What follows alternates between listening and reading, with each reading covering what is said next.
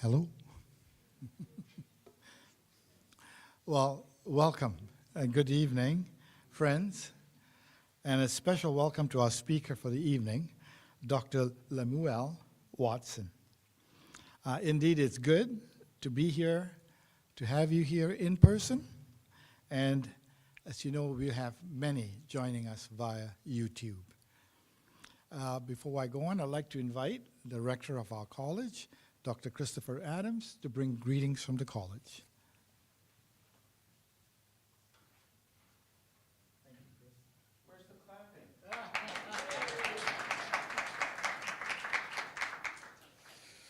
Thanks so much, Stan. So I just want to start off by saying St. Paul's College is affiliated with the University of Manitoba, which is located on original lands of Anishinabeg, Inawak, Anishinaabeg, Dakota, Oyate, and Dene, and on the national homeland of the Red River Métis. We respect the treaties that were made on these territories. We acknowledge the harms and mistakes of the past, and we at St. Paul's College dedicate ourselves to move forward in partnership with Indigenous communities in a spirit of reconciliation and collaboration. I want to welcome Dr. Lemuel, I'll just say Lem, more friendly when you just say Lem. So Dr. Lem Watson, it's a long title here, Senior Associate Vice Provost, Vice President for Academic Affairs, Vice Provost of Community Engagement, and Professor of Leadership and Change at Antioch University. I'm really pleased you're here. He's going to be speaking on embracing our shared humanity, personhood, diversity, and the path to peace. So it's an important thing he's going to be talking to us about, and I'm really pleased that you joined us. So I'm going to introduce a past student of our college who was recently promoted to being a partner at MLT Aikins, the firm that is a sponsor of this event. So I'm very pleased to introduce you to Andrew Konopelny, who is a very good past student here, and the nephew of my very close friend, Anna Marie Konopelny. Welcome, Andrew.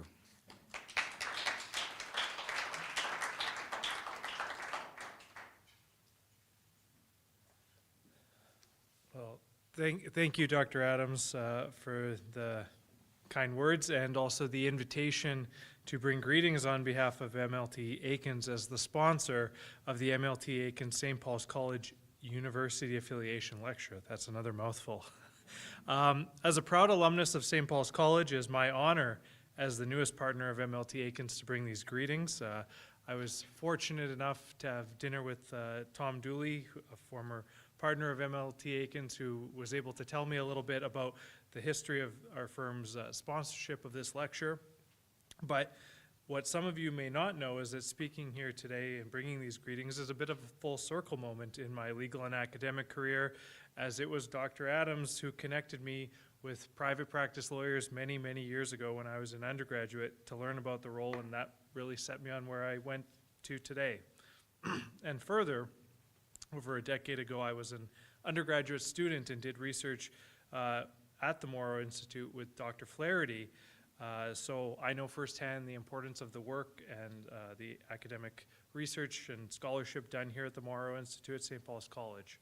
And so I want to bring our welcome as a firm and also as an alumnus of St. Paul's College to Dr. Watson to give this very important lecture on embracing our shared humanity, personhood, diversity, and a path to peace.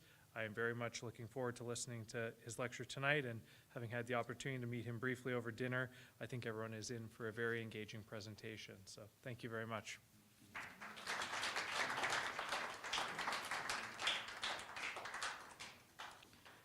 And so now I'll turn my attention to our esteemed guest and speaker. Lemuel graduated with his PhD from Indiana University. He has served at multiple levels with different universities, in addition to what Dr. Adams also shared with us. He also was a Dean of Faculty of Education at the Universities of Northern Illinois, University of South Carolina, and Indiana U. Go Hoosiers. Um, and he's also a professor of leadership and change at Antioch University, in addition to those senior roles that he plays. That's his organizational resume. However, given that this lecture tonight is on the topic of embracing our shared humanity, personhood, diversity, and the path to peace, I cannot not share my experience with Lemuel as a person. Now, ever since I've known Lemuel, one adjective that I would use to describe him is soulful. He speaks with heart, from the heart. And I've personally witnessed his interactions with his organizational peers, with his students, and those who just happen to cross his path. That is his MO.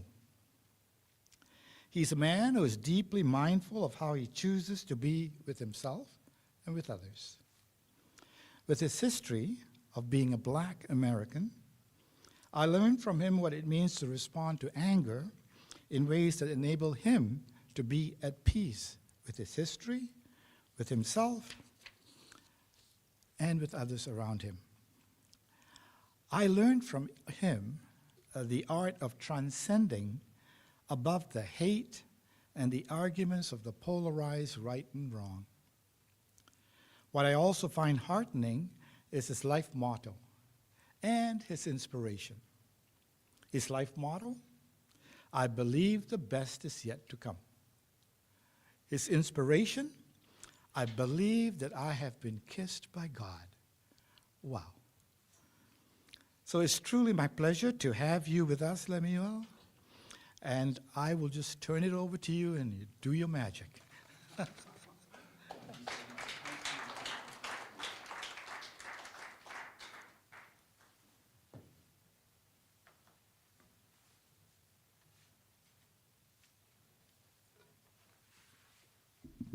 Good evening.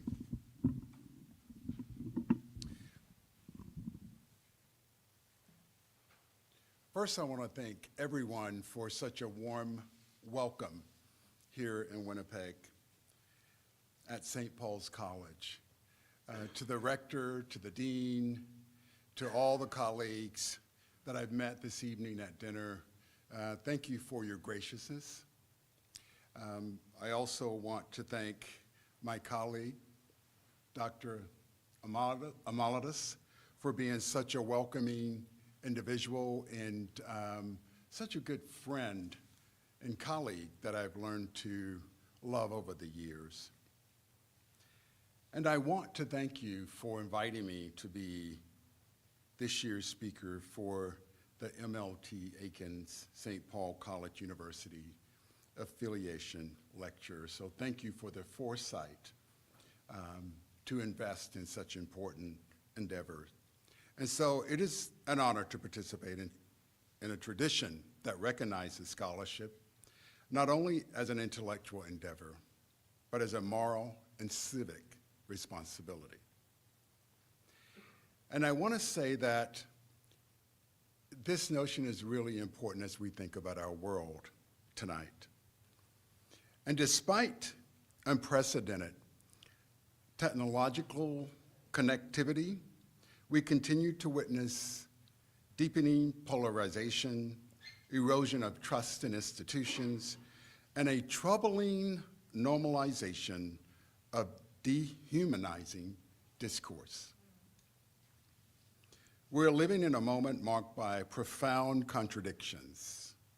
Never before have we been so connected technologically, economically, and globally, yet never have we seemed so fractured in our capacity to see each other fully as humans. We often speak of diversity, equity, belonging, and inclusion, yet struggle to captivate and cultivate the trust necessary to sustain them. We invoke peace, yet avoid the difficult truths that peace requires. In response, peace is often framed narrowly, as conflict resolution, policy intervention, or political settlement. While these dimensions matter, they are insufficient. The central argument of this lecture is that peace is fundamentally a question of personhood. More precisely, peace cannot be sustained apart from a shared commitment to human dignity, relational responsibility, and truthful engagement with history. This lecture draws upon the framework developed in a forthcoming chapter, Personhood, Truth, and Intersectionality, Foundation for Peace Dwelling. I propose that peace is built and best understood not as a static outcome, but as an ongoing ethical, rational, and pedagogical practice. What we often refer to and what has been referred to as peace dwelling. I am editing a book with 3 other colleagues that is headed by your very own Dr. Amaladas on peace dwelling and leadership that will be forthcoming at the end of the year, and we're very proud of this work. And I want to say tonight that I made the conscious effort not to have PowerPoints. I thought if we're going to talk about personhood, I wanted to use 61-year-old technology at its best and hope there's no failure. And so what I require of you tonight is to use your own technology to engage with me, be it seeing me, responding to me, so that we can remember what it's like to be in community. So I wanted to mimic what that feels like, regardless of how uncomfortable it may be with being entertained. I wanted to honor what a lecture really means in a historical context with being in community. I want to begin with the simple, demanding proposition. Peace is not possible without a shared understanding of personhood. And personhood cannot be sustained without truth, trust, and responsibility. It is within this tension that tonight's lecture lives. Therefore, I would like to share my positionality. And for those of you who may wonder what positionality, it is all the different identities that I bring to the table and reflecting upon it that really influences how I experience the world, how I view the world, and a positionality statement is often required of researchers, specifically in the social sciences, as well as educational setting, but really it should be required of everyone, because even data tells a story, and how you interpret that really depends on your experiences. And so, in sharing a little bit about myself, I see myself as someone who is becoming fully who I must be by finding, embracing my divine purpose of building bridges, creating and holding space for togetherness, and serving the world through listening, healing, connecting, and sense-making. As I become wiser at understanding myself and very much trying to understand others in the world conditions. I have learned this by watching generations before me in rural South Carolina, the United States, by deconstructing the ways I learned and seeking wiser, gentler ways of being, and by allowing my spiritual guides to assist me in becoming. I see the sacred in all living things. The value of a small flower, the smallest insect, can teach me. I look for beauty in all things. I awake each morning knowing that nothing in the universe is against me. It is a choice that I make in how I see the world and live my life. I believe the best is yet to come, and we make our lives what they are by our daily actions, our thoughts, and beliefs. This I know because I have witnessed many miracles in my life, and I continue to know there will be many more. Now, this does not negate the fact that I know there are wars and there are people suffering across the world. But as I told students today in our roundtable, I cannot do all the good the world needs, but the world needs all the good that I can give right where I am, and I'm okay with that. I stand before you not only as a scholar of leadership and peace, but as someone who has spent decades navigating lived tensions between institutional responsibility, human dignity, and the fragile work of trust. I come to you as a fellow human being, one still learning what it means to live responsibly in relations to others, to history, and in the world we share. Again, it is my choice in how I show up in the world. Any serious conversations about peace must begin with a careful examination of what we mean by personhood. In this lecture, personhood is understood as a holistic and dynamic condition, constituted through biological embodiment, psychological development, spiritual meaning-making, social, relational, and political recognition. Therefore, personhood is a profound and multifaceted concept that extends beyond the biological existence or legal recognition to encompass the very essence of what it means to be fully human. As I told students today, that personhood extends to organizations because legally they are considered to have personhood in some countries. And so I think it's very important to think about how interesting that is. It is a dynamic state shaped by relationships, histories, and context, inviting us to recognize the inherent dignity and worth in every individual.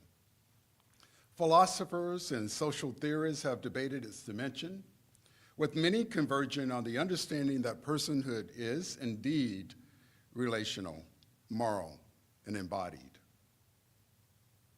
Nearly every conflict we face today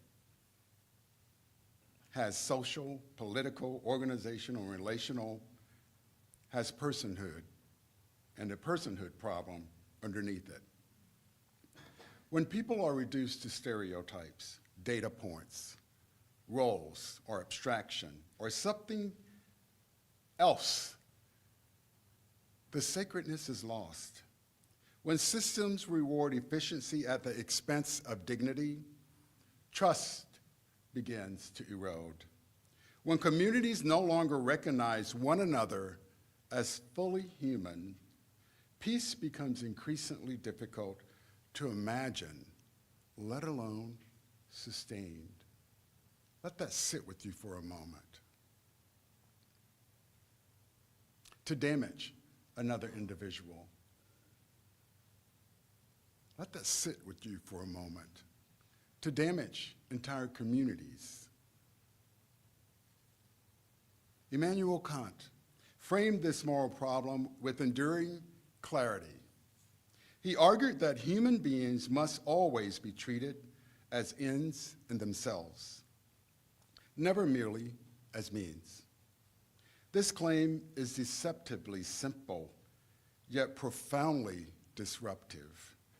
It challenges systems that instrumentalize people politely, quietly, and reasonably.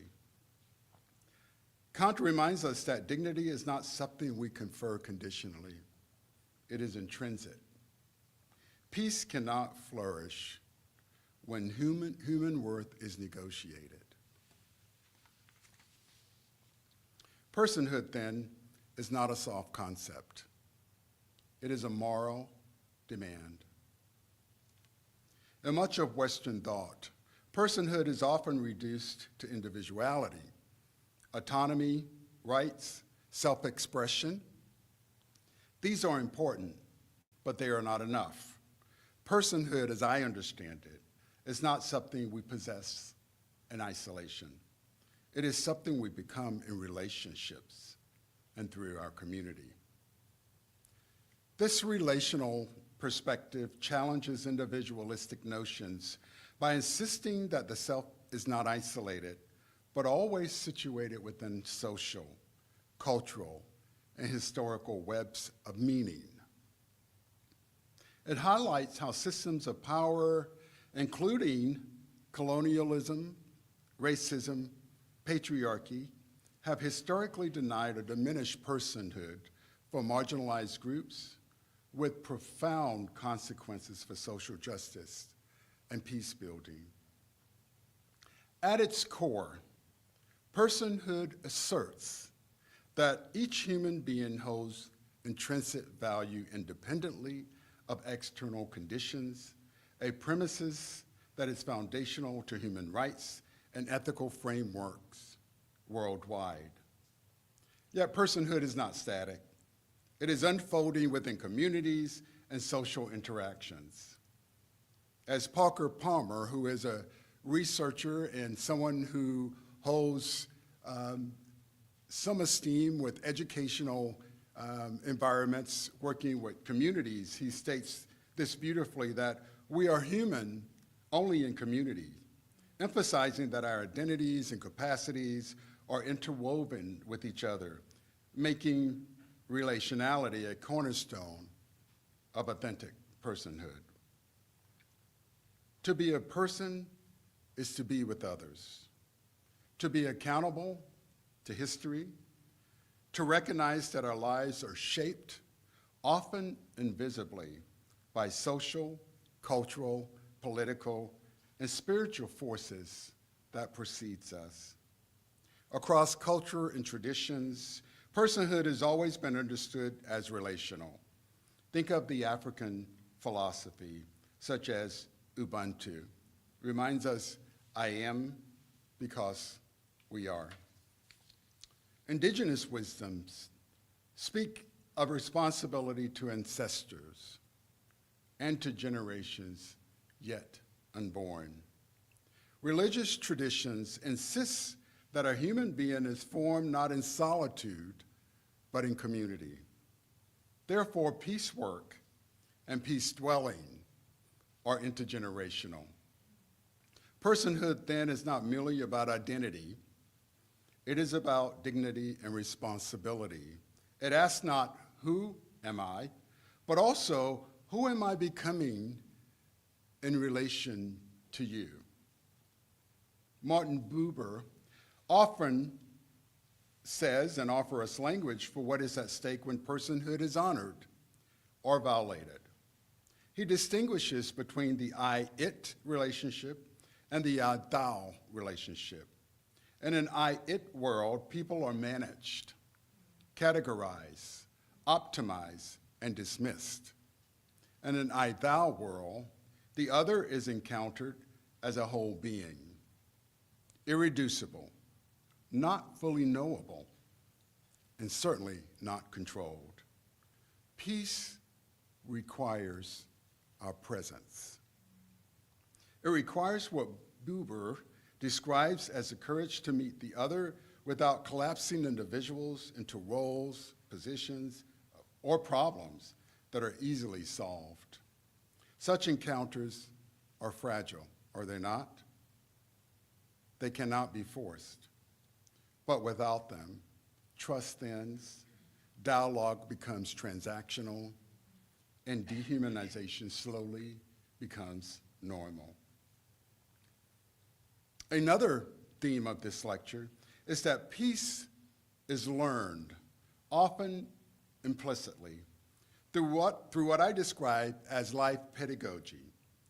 Beyond formal curricula, individuals absorb values, norms, and assumptions through family narratives, institutional practice, cultural rituals, and everyday interactions. Life pedagogy operates intergenerationally.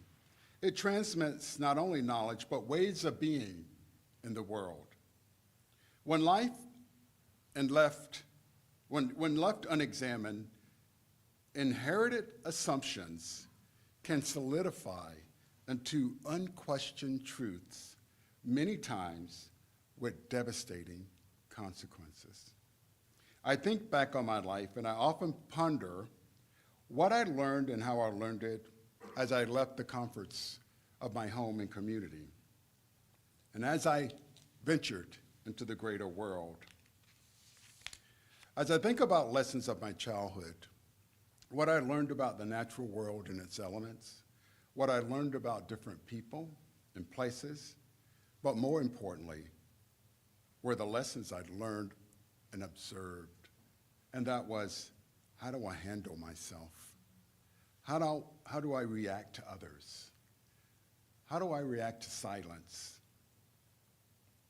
More importantly, how do I communicate with people I disagree with? How do I develop these emotional, social, and cultural intelligence in order to do good in the world and not cause harm? Lately, I have asked myself what I thought about peace and what was I taught about peace? Think about it. What are you taught about peace in your families or the school system? What do you know about how to be a peacemaker and to dwell in peace with others? Over the years, I have come to believe that one of our deepest challenges is that we have confined learning to classroom and the credentials that we earn while neglecting the pedagogy of life. The understanding that every encounter, every conflict, every failure, every act of courage really teaches us something about ourselves and the world around us. Therefore, leadership in this sense is not a position, but it is a practice. Peace is not an outcome, but it is a discipline. Justice is not an abstraction, but it is a daily choice. A pedagogy of life asks different questions than formal education often does. It asks not, what do I know, but what am I becoming? Not only what works, but what is right. Not only what can I do, but what must I do in order to remain humane, fully human.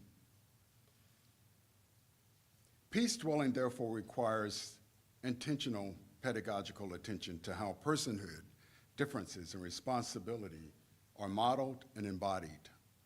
It invites reflective leadership, mindfulness and awareness, and ethical curiosity as essential competencies for navigating diverse and pluralistic societies. Viktor Frankl helped us deepen this understanding, didn't he? He wrote about the extremities he suffered as a Holocaust survivor. Frankl insisted that meaning is inseparable from responsibility. Even when circumstances cannot be changed,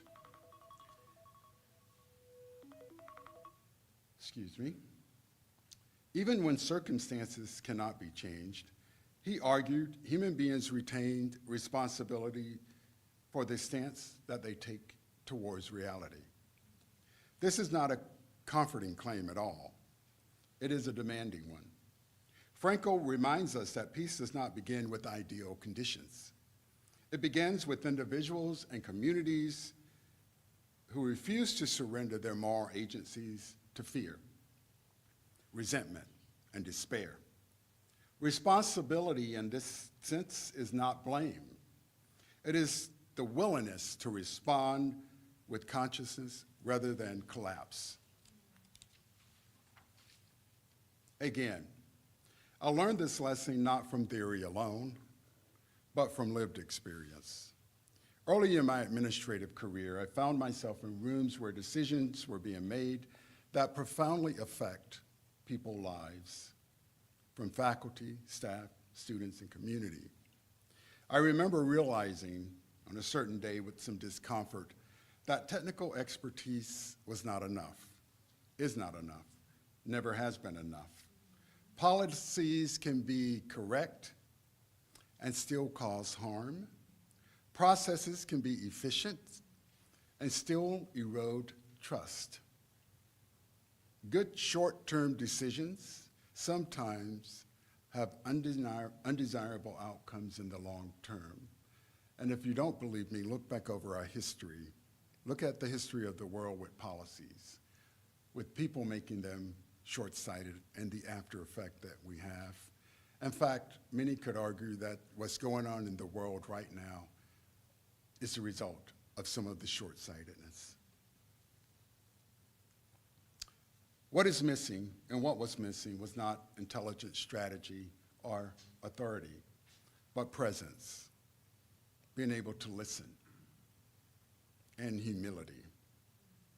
Therefore, decision-making must be considered not only for today's populace, but also for future generations and the health of the earth. That realization reshaped how I understood leadership, not as controlled, but as stewardship of human dignity and respect for all sentient beings.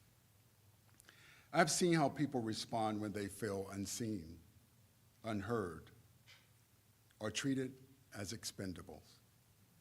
And I have also seen how trust begins to rebuild when leaders slow down, listen deeply, and acknowledge the human impact of their decision. Trust does not emerge from good intentions alone. It is built slowly and often painfully through truth-telling, telling the truth about things, facing up to what is real. Truth constitutes the moral infrastructure of peaceful societies. Yet trust is neither automatic nor easily restored once broken. The restoration of trust depends fundamentally on truth-telling, particularly with respect to collective historical narratives marked by injustice, trauma, and marginalization. Truth-telling must be understood as an ethical practice rather than a neutral recounting of facts. Historical narratives are shaped by power, memory, and omission. When voices are silent or experiences erased, trust deteriorates at individual, communal, and institutional levels.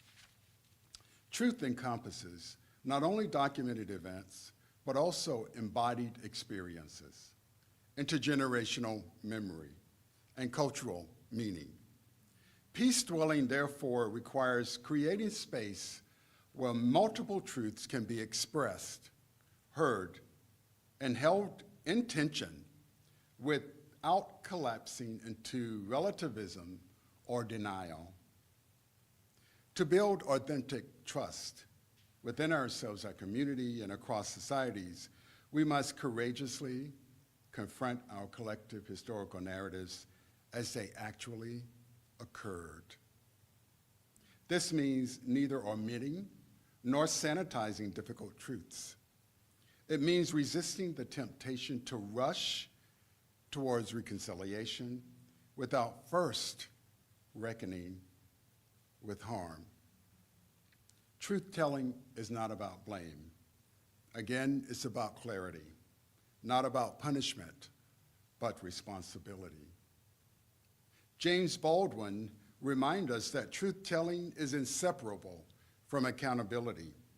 Without acknowledgement of harm and responsibility, reconciliation risks performative rather than transformative. In this sense, trust and truth form a reciprocal relationship. Truth enables trust. Trust deepens with that capacity. Think of the world today and listen to this. Unresolved histories do not disappear. They reappear as mistrust, cynicism, disengagement, and polarization. What is avoided in one generation is often inherited in the next. Peace scholar Stan Amalatus offers a framework that is especially resonant here. He describes peace leadership as an interconnected affair between the head, the heart, the hands, and the holy, a fourfold orientation that integrates consciousness and consciousness raising, moral feeling, purposeful action, and the reverence for human dignity. He insists that peace does not emerge from agreement alone, but from what he calls the sacred gift of treating persons as persons. Peace in this sense is not passive. It is personhood. It is enacted. It is practice. It is sustained through habits, structure, and daily choices that preserve and spare one another from harm.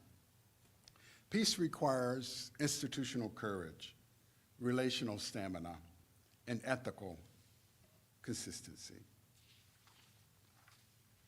One of the great challenges of our time is learning how to hold differences without turning it into division. Diversity of culture, belief, and identity and experiences are not the problem. The problem is our inability to remain in relationship when differences become uncomfortable. Again, think of the world today, how we can't be civil with one another when we disagree. In America, it's very difficult to get Republicans and Democrats to sit at the same table, for God's sakes. And think of other situations where there's such polarizations, where we can't move forward unless we sit together and deal with our issues, deal with the tension and being uncomfortable. To honor personhood is to insist that no one is disposable, that all stories matter. All stories matter. Social justice groups and people don't get to say, nope, if you're not social justice, you don't belong. Everyone belongs at the table. No extreme left, no extreme right. Everyone's story matters. And that listening is an ethical act. Peace dwelling requires that we develop the courage to ask quietly and honestly what I might not yet understand or know. I have no idea why my phone wants to act up, but please pardon me. As a Fulbright scholar working across cultural context, I was reminded again and again that peace is not achieved by sameness, but by mutual recognition. We do not need to agree on everything or honor every difference. We just need to see each other as sacred beings and to honor our humanity. We do need the discipline to listen without defensiveness and to speak without erasure while remaining curious and non-judgmental. This is where mindfulness and awareness become essential, not as techniques for calm alone, but as ethical disciplines. Awareness interrupts reactivity. It creates space between the stimulus and a response. It allows leaders and facilitators and communities to choose dignity over impulse. Mindfulness, then, is not withdrawing from the world. It is deeper engagement with yourself in the world. Peace then requires inner discipline if it is to be outer practice. I would like to share 5 little practices that I have used over the years in my meetings, in my classroom, in boardrooms, wherever I go. And the first is pause before you label. Think about how often we see someone and we immediately want to size them up. Labels simplify, but they also reduce. Again, ask, what story might you learn if you could walk a mile in someone else's shoe and understand who they are? I often like to say everyone was somebody's baby who was born into conditions which they have little control over. And many of us are always stuck on autopilot where we continue to replicate the pedagogy of life that we were given. And so, pause before you label. Listen for the human beneath the position. Disagreements do not negate dignity. So listen. Listen to the person. Tell the truth without humiliation. Truth without compassion really becomes violent, right? Practice repair quickly. Apologize. Apologize the minute you know you've done something wrong. Apologize sometimes even if you haven't done something wrong. Truth without apology and accountability are currency of trust. Build structures that protect dignity. Peace cannot rely on goodwill. Those are 5 things that I think are really important. They're not only interpersonal practice, but many organizations and communities practice these particular 5 items. At this stage in my vocation, my work feels both simple and profound, and that is to cultivate peace and justice through whatever means that I can, and to understand it as a disciplined practice of truth-telling, deep listening, and accountability with collaboration. It requires the courage to say, we are wrong, I am wrong, I misunderstood. The humility to say, I don't know, please teach me, I'm willing to learn. I've never been exposed to that before. The integrity to say, we must do better, I will do better. To the students here tonight, you are not only preparing for a career, you are preparing for a life. The world does not simply need more talent, it needs more humanity. To the scholars here, our work shapes our future generations and give them the opportunity to know what is normal, what is permissible, and what is possible. Personhood must remain central, not peripheral, to our classrooms, to our research, and our scholarship, and to community members. Peace does not belong to the institution alone. It belongs to families, neighborhoods, workplace, and friends, and to hold them all accountable to each other. So where does this leave us tonight? It leaves us with a choice. We can continue to speak of peace as a distant idea, or we can embrace it as a daily responsibility. We can treat personhood as a concept, or we can live it as a commitment. We can avoid difficult truths, or we can trust that honesty, however uncomfortable, is the beginning of healing. Embracing our shared humanity does not mean denying differences. It means refusing to let differences justify the indifference. It means choosing courage over comfort, relationships over rhetoric, and hope over cynicism. Peace is not something we inherit automatically. It is something we learn and practice in how we listen, how we lead, how we remember, and how we repair. May we leave here tonight more committed to honoring personhood in its fullness, more willing to tell the truth with compassion, and more prepared to walk together the long and necessary path towards peace. Thank you.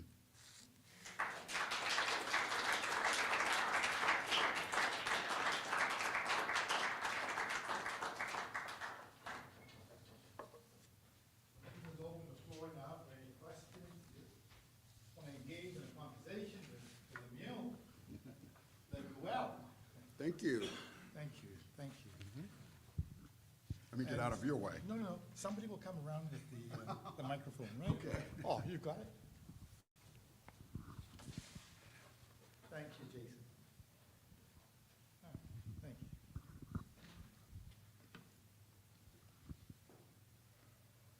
I must apologize for my phone. It had 7:30 alarm. I have no idea why it was that way. Yes, sir. Bo, if I may, And I can't make sure I hear. Oh, is much of what you spoke of tonight going to be in this book chapter you talked about? say it again. Is much of what you have spoken about tonight going to be in this book chapter you spoke about? Is something about a book chapter that? Oh, yes.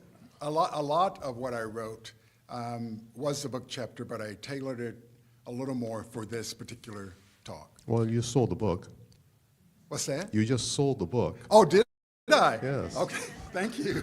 very Stan is nice, the lead thank you. editor with 4 of us, so yes. Well, And regardless, I'll buy it, okay? thank you, thank you. I want to say also, thank you for being present for me. I needed you as much in giving this talk because without PowerPoints, it felt very long to me, and you kept me motivated. And I just want to say how we lose some of that sometimes with being so high-tech. So thank you for being with me on this journey tonight. It worked. Thank you. Thank you very much. Thank you, Lem. I'm wondering if you could just pretend you had one slide up there. And I enjoyed the lecture, and I was looking around the room, and everybody was riveted listening to you, and people weren't tapping on their laptops or whatever. So I congratulate you on that. But could you just give us a mental picture of one slide, just the 5 bullets of the 5 lessons that you enumerated there? Sure. So I can talk you through them. And just because they're things I use on a daily basis. And so as I was telling students today, when we met at the round table, I have been on about a 25-year journey to really go deeper within myself and to develop my practices, from using Buddhist principles to the teachings of Christ to Hindu philosophy to just remembering the indigenous ways in which I learned how to sit and be still and notice a leaf drop on the porch of my grandparents. And so the first thing is just don't make assumptions when people walk into the room. I had to learn that in traveling all over the world with making mistakes by seeing someone and go, oh, you must be blah, blah, blah. I don't know anything about this person. I don't know how they identify. And what I appreciate about our young generation who wants to have the right to identify themselves, specifically LGBTQ individuals, within how they identify themselves as bicultural or he, she, they, them, however they do that, it gave me a broader appreciation for how we want to sum someone up in order to know how we respond to them is really why we do that. We put people in boxes and go, oh, someone's with the tie. All right, they must be this. So stop the labeling. I don't know what to call you, until you tell me who you are so that I can relate to you and know what that means. And then we can have an honest exchange about, okay, that's who you are. You're telling me who you are versus me labeling you. So that's 1. 2 is truly listen and look for the humanness in others. And I do this by saying, looking at everybody and thinking, they were somebody's little baby. And I think when you look at people in that way, you tend to want to love them and to meet them and to truly understand them, meet them where they are. So you're trying to get back to their humanness beyond that. So that would be number 2. Number 3 is tell the truth without humiliating. Oftentimes you hear people say, well, I'm going to let you know who I am. I'm going to tell you the truth whether you like it or not. Well, we often forget everybody has rights in a space.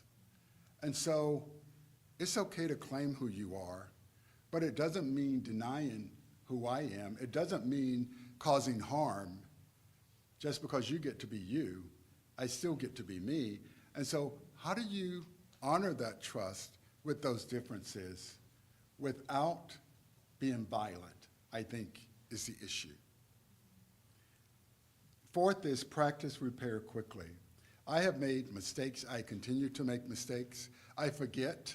And someone says, oh, no, I'm not a he, she, and I'm saying, oh, I'm sorry. Or I call someone because I want a close relationship and I want to be familiar with them, and I miss it. And I'm like, I'm sorry, I apologize. There are also times where I'm focused on business to get things done due to deadlines in our organization, and I may overlook someone. And I notice that response, and I quickly go, it was not my intention to overlook you or to cause you harm. Please forgive me. And those are powerful words when they're done sincerely. And the last is build structures that protect dignity. And I do this in a number of ways. When I had a bigger team, I opened the meeting with let's just take a moment to arrive. Everybody's coming from someplace else. Everybody's still thinking about where they just came from. So let's take a moment just to go around to make sure, is there anything you might want to cover that's not on the agenda? Is there anything going on that you want to share? And I go around the room to each one. And before I close, I end with, do you have something else to share? Do you have something else to share? Do you have something else to share? Do you have something to share? Every one of them.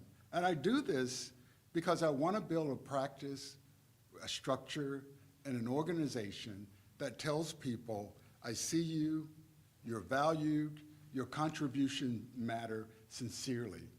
And what I've seen from these practices over the years is that your team members take these practices and start to using it with their team. And what it does, it builds trust when you do it sincerely. And so that's what I mean by you can have disagreements when you build trust, and people won't get so offended because they know the heart of who's leading them. And I think too often we go into organizations without trying to be vulnerable with letting people know who I am. Now, that doesn't mean you overshare, but it means people want to know that you have their back. So that's what that slide would be. Thank you. Yes. Dave, hold just a second.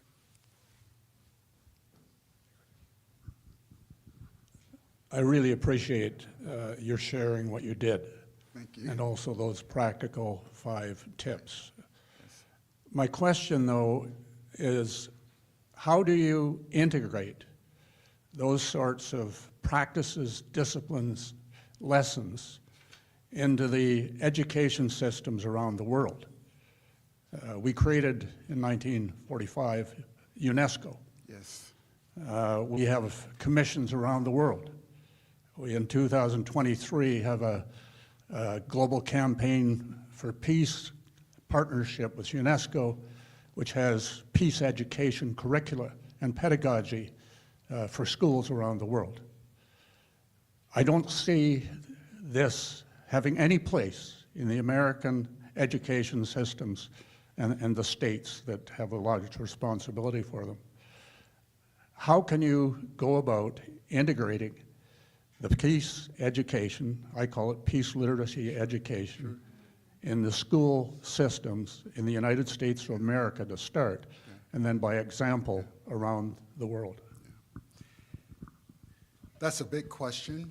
It's a system question, but I will start with, we have to teach our families and our communities to really honor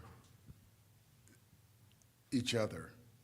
It isn't, we can have all kinds of pedagogy, but if it is just seen as a curriculum and not as something you do, it starts on the playground, it starts in the home with the way parents disagree, it starts with your siblings and the way that you treat them. And so this is a societal issue. And I say that because schools are not just schools in and of themselves. Schools are a part of a greater system. They're a part of a social fabric. They're a part of the religion and church and community centers. They're not just little things on their own. Schools mimic the communities and society. And so if we want to fix things in schools, then let's work on changing things in our communities and our families. And the way we honor ourselves. We talk about self-love and what that looks like. And sometimes I'm convinced that most people don't know what love is and how to show that. And so I think we need to go back. As I was telling students this morning, you know, I was raised in the early 60s and came about in a community that when someone got sick, people would get together who really cared to help that family. Even before social systems, it meant something that people showed up and took care of each other. And so when you began to remove those things from society, it's very difficult to get them back unless you create what it means to do things in a very basic way. So how would you treat your neighbor in a class? How would you say thank you? How do you say I'm sorry? Those are the things I would begin with besides a big piece curriculum, because if they can't do those things, they're not going to embody truly what it means to be an organization of nations to create peace. And this is a point that I think as I travel around the world, I see very different communities, some who are intact, intergenerational, they still feel the responsibility for each other and for their household and the communities. And then you're in some communities, I would say in many of the American communities, if it's not a very small town, you drive in your driveway and your garage and you really don't get to know your neighbors. And I love it when front porches were front porches and you didn't have to go in the back to do that. So we have to reconfigure how to behave with each other in society as well as the school. We can't do the school without doing both. It just doesn't work. We've tried to do that. We've tried to fix schools, and without fixing communities, helping parents, and helping those agencies that support schools, you're constantly having the next fix. The next fad is what we experience many of our school systems. Thank you for asking that question. Yes, ma'am. Thank you. I graduated from this university with 2 degrees in education. And see my colleague David Newman is here from the legislature. And now what I do is I create learning activities and social innovation tools. And I've been playing around with one of the things that you mentioned when you talked about truth without compassion is weaponized. And, you know, we are seeing this very polarized world, this tilting toward authoritarianism. And I guess what I'm trying to figure out is how to apply this when you're dealing with people who see collaboration as weakness and see force as, you know, the only way to go. So can you help us kind of figure out a little bit about how to apply this to, you know, some of the characters we're dealing with, like Mr. Trump, and very aggressive, you know, personalities and abusing power all over the place. And, you know, I have this concept of speaking peace to power, this idea that the way that we approach that authoritarianism and aggressiveness is often has them dig in. So I'm wondering if you could talk a little bit about that. Sure. If I could solve that problem, I would be very famous. But what I will say to you is, I don't pretend that, you know, democracy is democracy. Let's not pretend. I mean, we use these terms like we know what they mean, but I mean, let's be honest. We talk about democracy a lot, yet sometimes in our voting system, we barely get 50% turnout. As I told the students today, remember what we experience really is intergenerational issues. Someone's been left out somewhere because Trump could speak to a void that motivated people.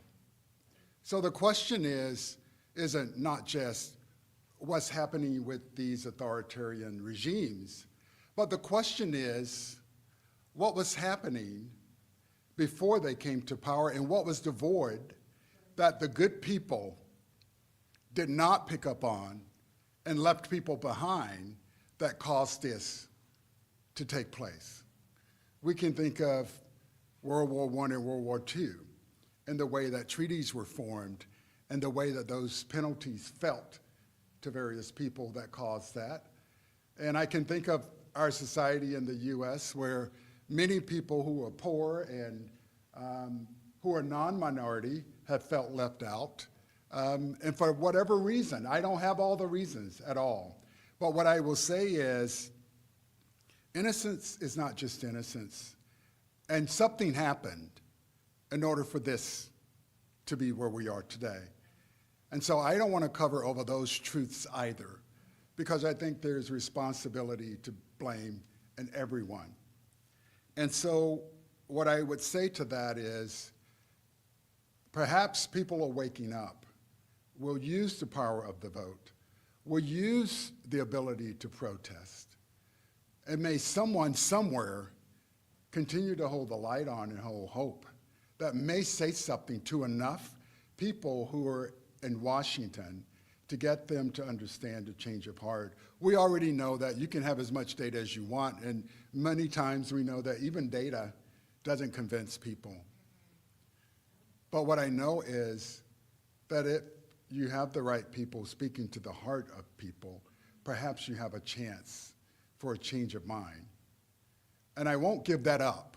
That's my choice to believe in that. I've been a dean who've worked in multiple states, South Carolina, worked with Nikki Haley, and saw that she listened, she understood, she came back and asked, did I get this right? She worked with all of us who were deans of schools of education then. And so I found that to be good when you talk about we're doing this for our families and for our schools and for our children and our community. You would think it's very hard to be against that. And so I just find that when you show up and you try to, and I'm not saying rationality always win. I'm not saying that. But I'm saying we can never give up hope with showing up and continuing to speak with passion, with data, with heart, to get people to understand. Again, I don't know the shoes and how people were raised who are making some of these decisions, but I do ask, at what point will be enough? And again, I have to hang on to what I also said is that I create hope right where I am in trying to bring people together. And for me and my household, when we have functions, everybody's invited. Now, everybody knows that you need to be respectful, or else you would be asked to leave. But most of the time, we have friends of all sorts. Some of our friends says, oh no, I don't want to talk to this kind of person. I'm like, too bad, just be respectful. You don't have to talk to him. But we're in the same space. And nothing's going to change unless we begin to have these dialogues and real dialogues. That means something. So I don't have the answer in the way that you want it, but my solutions in the way that I've dealt with it is trying to bring people together, to continue to invite people to the table, and to help people understand you can have strong reactions, but just remember, nothing gets done if you shut down and isolate. Nothing gets done if you can't stay in that space and control yourself enough to engage in order to strategize to know how to bring about good.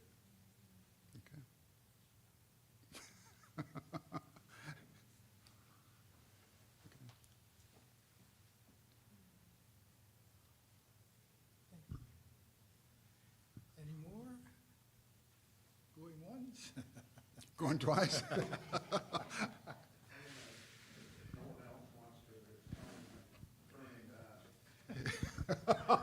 Last one. We have commonalities amongst universal, enduring religions. And the golden rule, love thy neighbor. I happen to be a Rotarian by choice Yes, to try and mainstream what you're talking about. right. And Rotary has a four-way test. Is it the truth? And you're asking yourself this and what you think, Yes. say, and do, right? Yes. Is it the truth? Right. Is it fair to all concerned? Will it build goodwill and better friendships? Right. Will it be beneficial to all concerned? Note the word all concerned. That's right. Because the problem with that, and the problem with the definition of neighbor, and the problem with the application of the golden rule, is we haven't adapted it to be universal. Yes. Yes. We use it to justify things that can be racist, Right. divisive, Right. right? Nationalistic, Yes. right? Not for the sake of global humanity, past generations, future generations, and nature, right? Right. So how do we take these existing guides shared by religions, shared by mainstream organizations like Rotary, and bring them into the mainstream so we have billions of people that are brought up with those and the kinds of 5 guiding Right. tests that you offer? Right, right.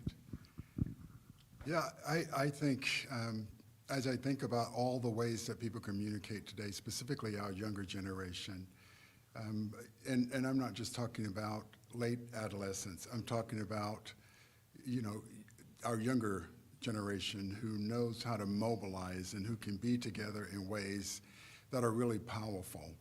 And I just think there's a lot of deconstructing with the way we built things, specifically if we're older and not too open to those principles.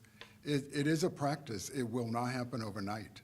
And I even fall short sometimes. But these are big society issues that we must begin to address, and I don't have the answers to all of them.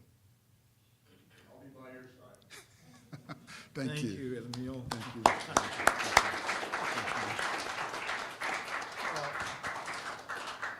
I did say he spoke with heart and from the heart, and there you have it. I remember a little side story here, meeting Lemuel in a city outside of Winnipeg. I believe it was Vancouver, and we were in a bar, and things happen in a bar. I asked one question, and it kind of grew into the form of this book that we are putting together. And the question I asked was, Lemuel, how do you and I dwell with each other and with our planet without destroying each other? And, 4 or 5 years later, the chapters were getting to form. And I think if you want to write a book, go to a bar, have a drink, and then some. And that will start to form. And I think, really, if we want to get together and understand each other, why not begin by inviting someone to join you for a meal?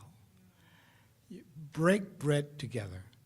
And when you begin to have a meal, you begin to see people as people. So thank you for reminding us. Thank you. And we have a wonderful gift here. I'm going to call on Jessica Laus. She's the president of the Peace and Conflict Students Association right here at St. Paul's College. And come on up, Jessica.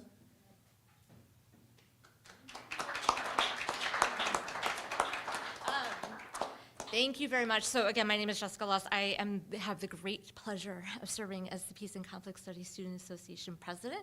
2 of my colleagues are right over here. Thank you so much for joining us this evening. A couple of my favorite authors, Miriam Kaba and Kelly Hayes, they talk about hope is a discipline, hope being a practice. And that felt very aligned with the conversation this evening and the conversation that you had with students this morning. And that idea of the lighthouse leadership and being that light and being and embodying that hope and that peace. And so that, I think, is what I'm carrying with me this evening, not just relying on previous authors and folks that I have greatly drawn inspiration of around hope, but also embodying peace and practicing peace and leveraging peace as a discipline outside of academia, but also in our personal lives. So thank you on behalf of all of us, particularly the Student Association, as well as the Morrow Institute, for being here and sharing your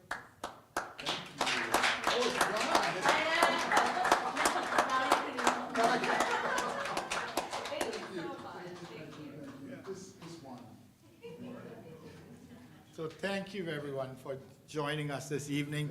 It's a real pleasure. Thank you for all who joined us on YouTube. I'm sorry they can't ask questions, but I'm sure many of your colleagues are online, and they told me they will be. So thank you, everyone. Safe home.